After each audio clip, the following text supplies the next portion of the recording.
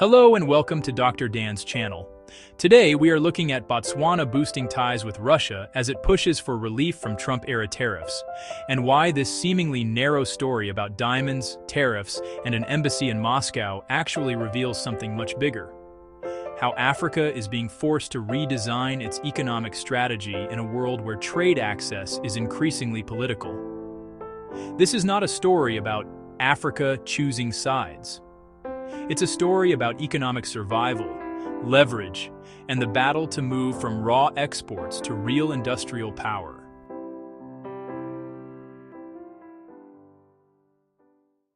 Botswana has announced plans to open an embassy in Moscow and has publicly encouraged Russian investors and financiers to engage in Botswana's mining sectors, especially diamonds and rare earths, according to reporting carried by First Post, citing Russian state media. At first glance, that sounds like one more headline in the growing list of Africa-Russia engagement. But the timing matters. Botswana is doing this while it is also seeking tariff relief from the United States, after being hit by a shock tariff regime tied to Trump-era reciprocal logic.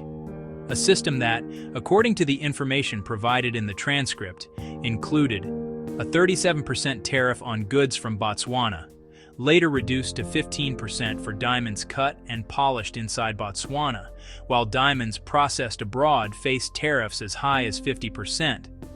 Now pause on what that implies.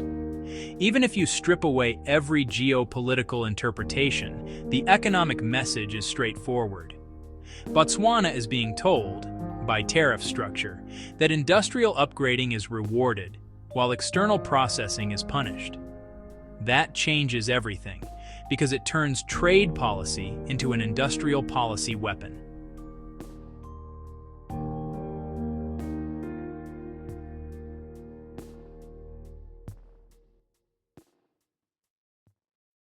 Botswana is not just any resource producer. For decades, it has been treated as one of Africa's most successful development cases. Stable democracy, comparatively strong institutions, disciplined macroeconomic management, and a reputation for using resource wealth to build public services and national capacity. Botswana's diamond governance model has often been contrasted with the resource curse cases elsewhere on the continent. But here is the hard truth. Even one of Africa's best-managed resource economies is now confronting the limits of a growth model built around a single commodity. Diamonds remain the backbone of Botswana's economy. Reuters has described the diamond industry as typically contributing about a third of national revenues and 3/4 of foreign exchange earnings. That is an extraordinary level of dependence. And dependence becomes fragility when the global market shifts.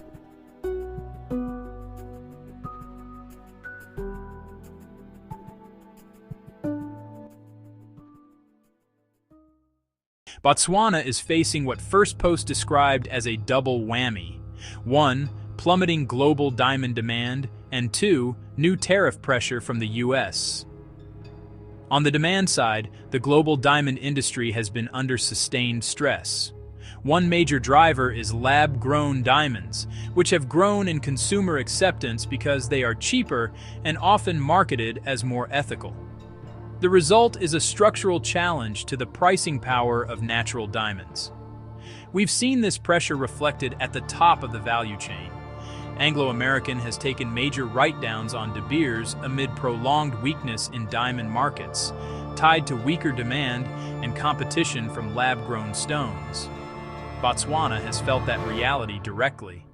The Associated Press has reported that decreased global diamond demand has hit Botswana's public finances hard, noting diamond revenues from Debswana were effectively halved during the downturn, contributing to wider economic strain.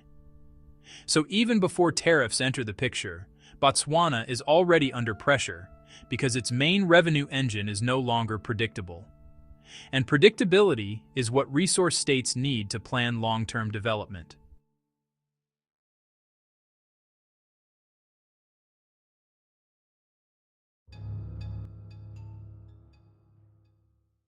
In the transcript you provided, the US justified tariffs by pointing to a trade imbalance.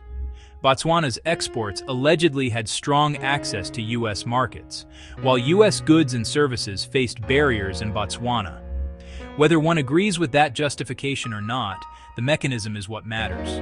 Tariffs are not just costs. They are leverage. They remind export-dependent countries that access to any single market, even a friendly one, can be altered quickly by elections, domestic politics, shifting strategic priorities, or a new doctrine of economic nationalism. And that forces a rational response. Botswana's response is diversification, not because Botswana has suddenly become pro-Russia, but because a well-governed state does not place its economic future in the hands of one external gatekeeper.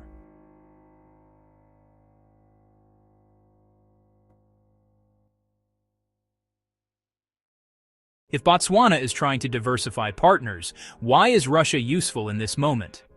There are 4 practical reasons, and none of them require ideology. 1. Russia is a major diamond producer. Russia is widely recognized as one of the world's biggest diamond producers. That makes it a technically relevant partner in mining know-how, industry coordination, downstream processing expertise, and market strategy. 2. Russia is actively building non-Western economic channels. Because Russia has faced extensive Western sanctions since the Ukraine war, it has strong incentives to deepen commercial networks outside Western systems, including across Africa. That means Russia is often more willing to discuss alternative financing routes, state-backed investment channels, and resource-linked industrial deals. 3. Russia may be more open to downstream processing. A key theme in your second transcript is Botswana's shift from extraction to value addition. Botswana's leadership has increasingly emphasized beneficiation, building domestic processing capacity so the country exports value, not raw material. That logic was captured in the transcript where Botswana's president discusses moving into critical minerals and processing rather than exporting raw. The strategic aim is clear: industrialization, beneficiation, light manufacturing, processing, so the country doesn't export raw. 4. Russia offers leverage, even without huge money. Here's the part many people miss. Botswana does not need Russia to replace the US or Europe. Botswana needs Russia to exist as a credible alternative. Because once a country has alternatives, it can negotiate better terms, reduce exposure to single market shocks, and protect its sovereignty. This is leverage building.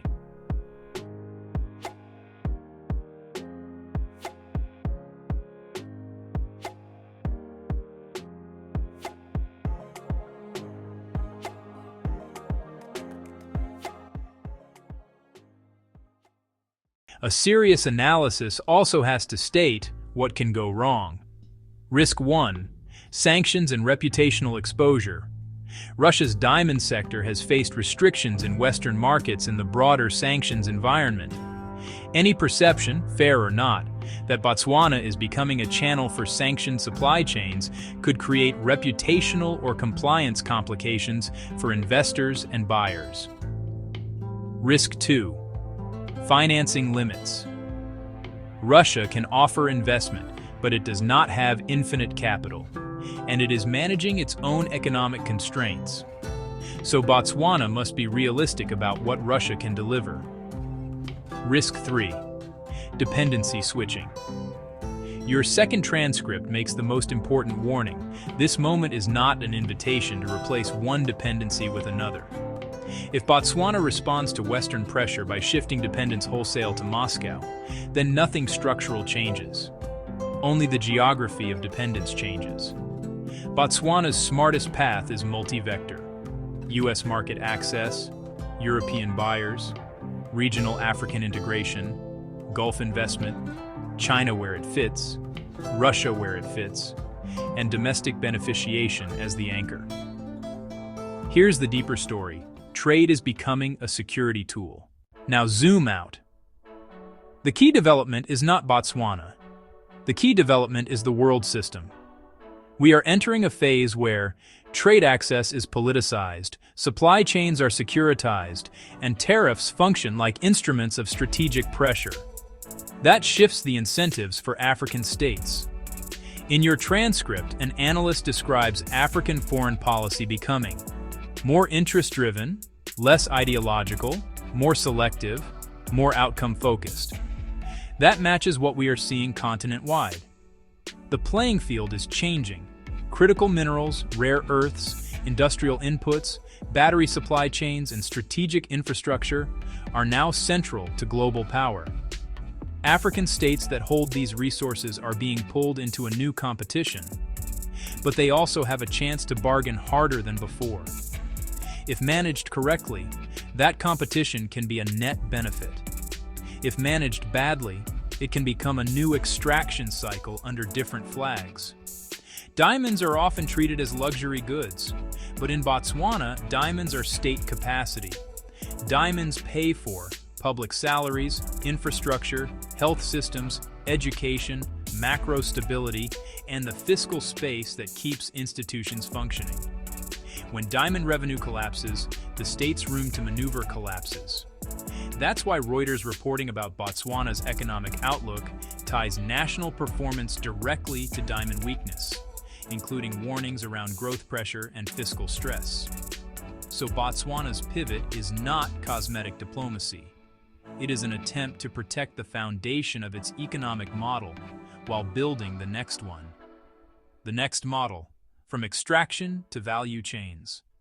Botswana's strategic dilemma is the dilemma of resource states everywhere. If you export raw materials, you export dependence. But if you process and manufacture domestically, you capture margins, you build skills, you create jobs, you keep more value at home, and you become harder to pressure through tariffs. That is why the tariff structure in your transcript is so important. 15% if cut and polished locally, 50% if processed abroad. That is effectively a map of incentives. It says, build domestic value chains or pay the price. Botswana is responding by trying to attract partners for processing, expand its minerals portfolio beyond diamonds, and negotiate market access without surrendering long-term sovereignty. And here's the most important pivot of all: Africa's internal market. Your second transcript makes the crucial argument that too many African economies have underutilized their biggest asset, Africa itself. A continental market of around 1.4 billion people is not a slogan. It is potential bargaining power, but it has been held back by fragmented borders, weak connecting infrastructure, misaligned regulation, and value chains designed outward before they serve inward. This is where the African Continental Free Trade Area, AfCFTA, becomes strategic rather than aspirational. Because the continent that can trade with itself at scale negotiates with the world from strength. Botswana's strategy is smart if it is part of that larger shift. Diversify partners externally while deepening industrial capacity internally and building regional value chains that reduce the need to choose sides. So what happens next? There are three likely trajectories to watch. 1. Botswana tries to lock in a U.S. tariff deal. The transcript suggests Botswana has pushed for zero tariffs on diamonds and has offered priority access to critical minerals in return. That is classic bargaining. Market access in exchange for strategic resource cooperation. But the transcript also makes the key point. A deal with a hardline, transactional trade regime is not predictable. So Botswana cannot base its entire strategy on that one outcome. 2. Botswana expands beneficiation partnerships. This is where Russia enters, alongside others.